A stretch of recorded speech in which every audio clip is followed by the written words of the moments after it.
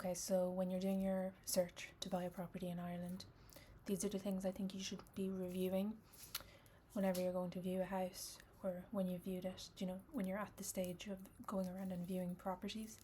This is my list that I went through with each property. So essentially the search tools. So the first thing I think you should be reviewing is the property price register. So you can put in the specific area, address, even like a state, so you get a breakdown of the prices that houses are selling for. So for the purposes of this video, I just put in Dublin and 2026, but you can put in your more specific area and it gives you a breakdown of all the houses that have sold, the dates and the prices. So it gives you a good idea of like how much things are selling for, so therefore the house that you're viewing and interested in, you can see if it's like above or below the general cost of things in the area. So very useful tool, I definitely recommend it. So that's the house prices they go back to 2010 on the property price register. I also found a different one, didn't use it as much, but it's called proper.ie, also gives you prices and averages. Then there is the BER rating of a house, so you can find this on this website by putting in either the BER number or the MPRN number. And it just shows you the certificate and like what the BER rating of the property is, and a breakdown of other information as well. So then next there is on myplan.ie there is a planning permission and the sketches back to 2010. So you have two different website links that it brings you to. It's the zoning map viewer, so that's what like land is zoned, what purposes it's zoned for, so that perhaps would be beneficial if you're trying to like buy land to build a property on. But then we have the National Planning Application Map Viewer, and this, if we click into it, brings you into the website. If we just agree and zoom into Dublin, you should get a breakdown of planning permission. So I'm going to click on this building, and it's a Dublin City Council protected structure.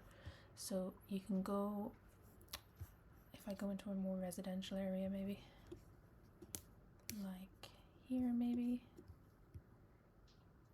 so there's planning permission in for demolition of an existing warehouse. If you so whatever property you're viewing, obviously put in the address, the air code, and then you'll be able to see the surrounding planning application things that have been accepted, rejected, that are in pending. It's just good to have a general idea of this. So yeah, very useful. Gives a breakdown and you'll be able to tell like what everything is.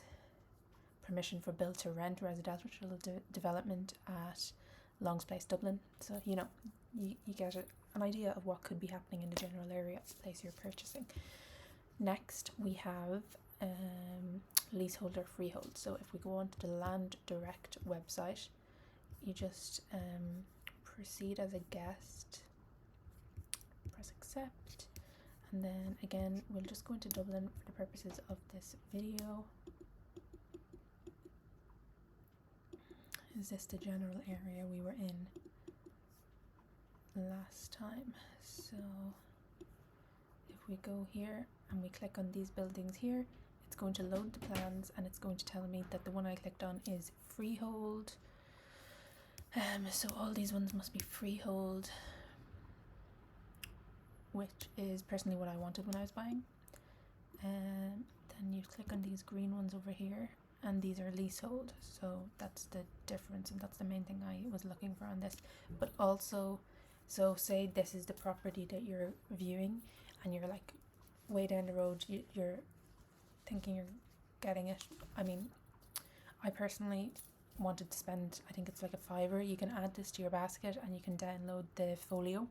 So they'll send you to your email after you purchase this for like €5 the folio of the specific address. You'll get like a breakdown of like the owner, if there's any like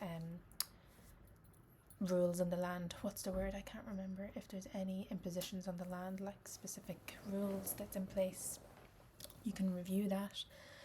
So I personally think it's good to just review that, but you can also when you're at the stage of solicitors, they will have this. So yeah.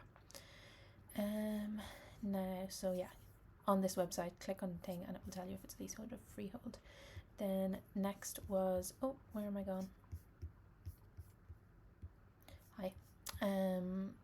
Next is the flood map.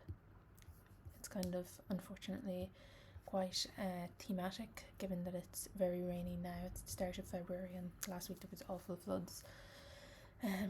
So when I was getting my property, you also look at this. Now obviously you can only give a certain amount of information, but so let's just zone in here. So like all these places are under review, obviously possibly because of like recent happenings, but like you can see, you can go into detail on specific areas and it will tell you the likelihood of floods. So you just have to kind of deep dive on this, but I remember it being quite useful. I think maybe you have to put in the address or something. I'm missing something, but if you mess around with the layers and stuff on this, it will give you a good insight to the likelihood of the area flooding, which is important for you to know. I also had then archive.org. I didn't actually really use this. And then next, coverage. So your broadband and your mobile coverage.